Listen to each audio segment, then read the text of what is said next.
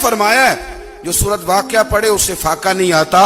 کہنے لگے چاند تو اپنی جگہ چھوڑ سکتا ہے, سورج گر سکتا ہے, تارے ٹوٹ سکتے ہیں, پر مدینے والے رسول کی بات غلط نہیں ہو سکتی. حضور نے فرمایا فاقہ نہیں آئے گا تو انشاءاللہ کبھی بھی نہیں آئے گا. کرنے کا کام یہ ہے کہ ہم اپنے معاملات, اپنی عبادات, اپنی دعائیں کبھی 10 منٹ عادت ہو جائے نا دعا مانگنے کی, علیحدہ سے رات کو. حضور نے فرمایا جو فرض نماز کے بعد دعا مانگے اللہ اس کی قبول کر لیتا ہے.